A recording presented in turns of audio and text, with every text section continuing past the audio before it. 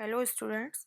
पिछली वीडियो में मैंने आपको इल्तुतमिश के प्रथम चरण में किए गए विभिन्न विजय अभियानों और सैनिक कार्यों के बारे में बताया था।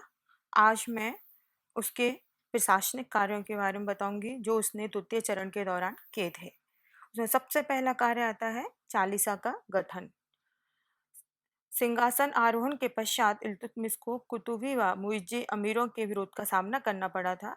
ये अमीर इल्तुतमिश को अपने ही बराबर मानते थे और उसको सुल्तान मानने के लिए तैयार नहीं थे।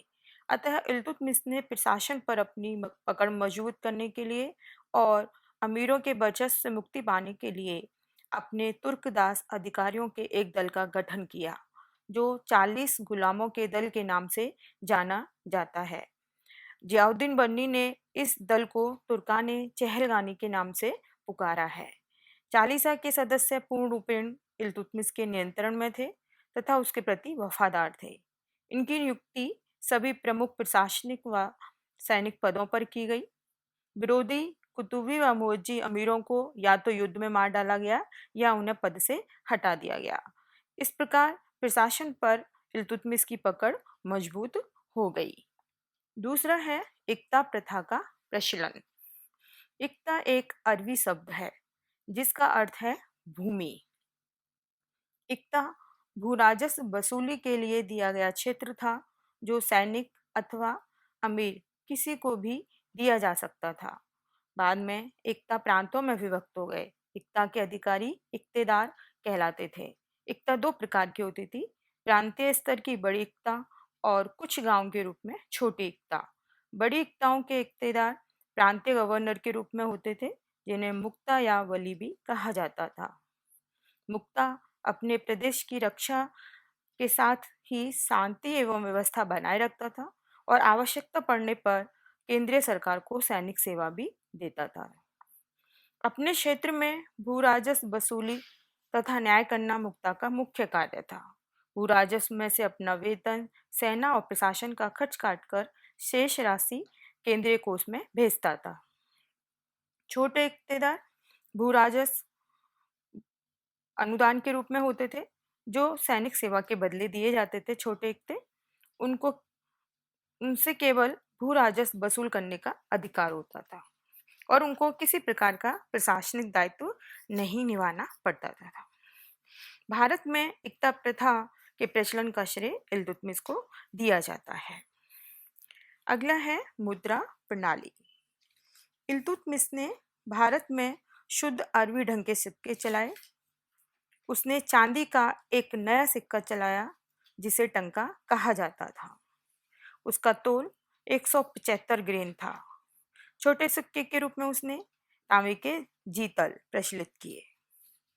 उसने सिक्कों पर खलीफा का नाम अंकित करवाया तथा अपने लिए भी शक्तिशाली सम्राट, धर्म और राज्य का तेजस्वी सूर्य आदि शब्द अंकित करवाए।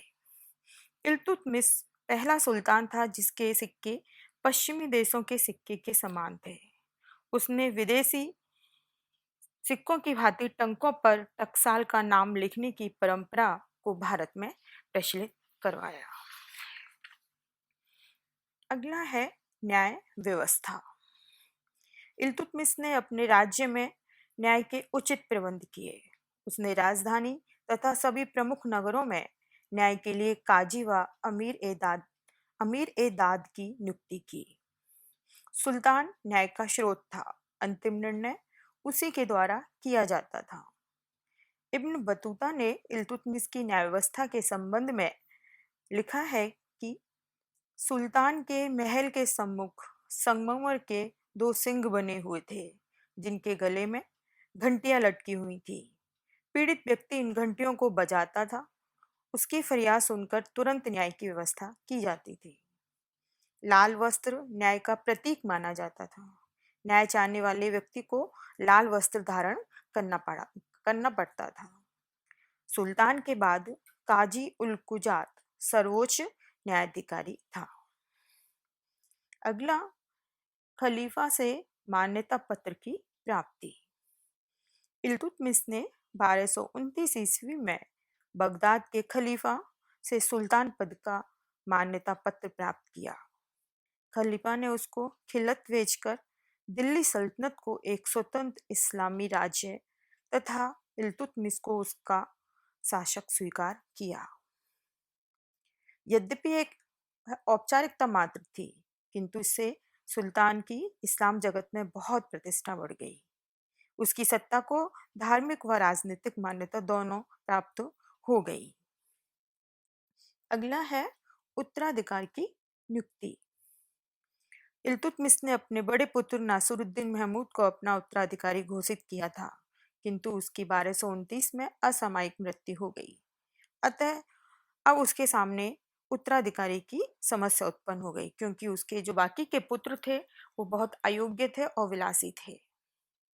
इल्तुतमिश ने अपने ग्वालियर अभियान के दौरान दिल्ली का प्रशासन अपनी पुत्री रजिया को सौंपा था, और रजिया ने यह कार्य बहुत कुशलता से संभाला था।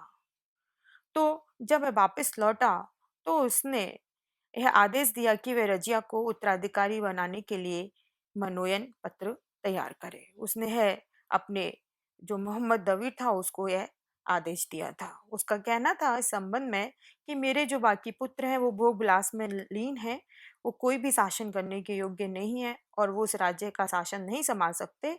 अतः मैं चाहता हूँ कि मेरी मृत्यु के पश्चात मेरा जो उत्तराधिकारी बने वो रजिया बने, क्योंकि उसके समान शासन कोई अन्य नहीं कर सकेगा। तो इस प्रकार रजिया को उत्तराधिकारी मनोनीत करना उसका एक साहसी निर्णय था। इससे पूर्व तुर्कों में किसी महिला के शासक होने का उदाहरण नहीं मिलता। तो इस ये कार्य इल्तुतमिश के द्वारा किए गए थे, अपने प्रशासन संबंधी कार्य किए गए थे। दिल्ली सल्तनत को एक सुदृढ़ आधार प्रदान किया गया था, सत्ता को सुदृढ़ किया गया था। तो इस कार्यों के कारण इल्तुतमिश को दिल्ली सल्तनत का वास्तविक संस्थापक माना जाता है। अगला आता है कि इल्तुतमिश का मूल्यांकन क्या था, चरित्र क्या था। इल्तुतमिश एक साहसी सैनिक और योग्य सेनापति के साथ दूरदर्शी शासक भी था। उसने गौर व गजनी से नाता तोड़कर दिल्ली सल्तनत को एक स्वतंत्र एवं वैधानिक स्वरूप प्रदान किया। उसने न केवल नव तुर्की राज्य को शक्तिशाली व संगठित किया, अपितु अपने वंश के अधिकार को भी सुरक्षित किया। शासक के प्रारंभ में यल्दौस द्वारा भेजे गए उसने चिन्हों को हालांकि स्वीकार कर लिया था और अपनी राजनीतिक सूझबूझ से दिल्ली सल्तनत की मंगोलों आक्रमण से रक्षा की। दिल्ली सल्तनत की एक प्रशासनिक व्यवस्था का निर्माण किया। इस संदर्भ में डॉक्टर के निजामी कहते हैं कि ऐबक ने दिल्ली सल्तनत की रूपरेखा के बारे में सिर्फ दिमागी खाका बनाया था। इल्तुतमिश ने उसे एक व्यक्तित्व, एक पद, एक प्रेरणा शक्ति, एक दिशा, एक शासन व्यवस्था और एक शासक वर्ग प्रदान किया। इल्तुतमिश ही था जिसने ऐबक के अधूरे कार्य को पूरा किया। उसने दिल्ली सल्तनत के स्वरूप, वंशानुगत राजतंत्र, शासन व्यवस्था, शासक वर्ग की स्थापना, न्याय, मुद्रा, सैन्य संगठन आदि सभी क्षेत्रों में महत्वपूर्ण कार्य किया।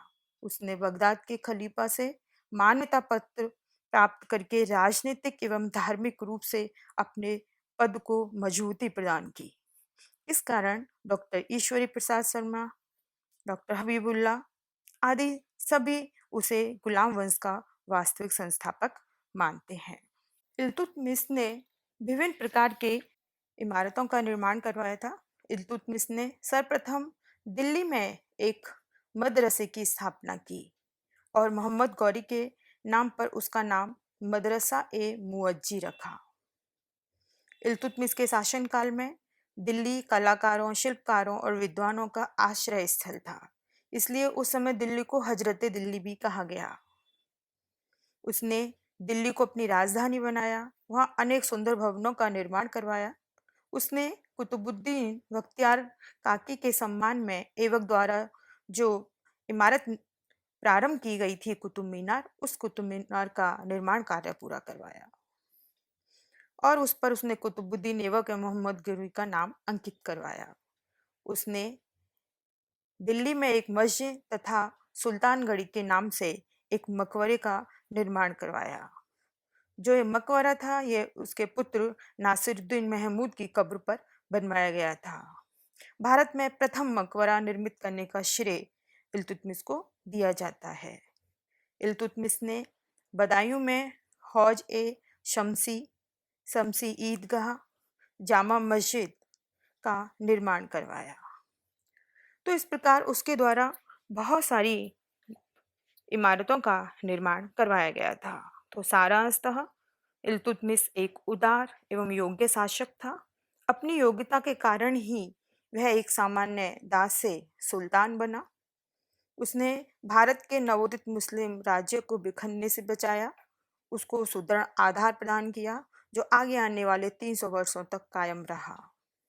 Doctor RP. त्रिपाठी भारत में मुस्लिम प्रभुसत्ता का वास्तविक श्रीगणेश उसी से मानते हैं और उसका मूल्यांकन करते हुए कहते हैं कि इल्तुतमिश ही दास सुल्तानों में सबसे उच्च पद ग्रहण करने का अधिकारी है। दिल्ली सल्तनत को संगठित करना, इक्ता व्यवस्था का प्रचलन, सैन्य व्यवस्था, मुद्रा प्रणाली, दिल्ली के राज्य को वैधानिक एवं स्वतंत्र रूप देना एवं प्रशासनिक सुव्यवस्था के कारण इल्तुतमिश को दिल्ली सल्तनत का वास्तविक संस्थापक माना जा सकता है। धन्यवाद।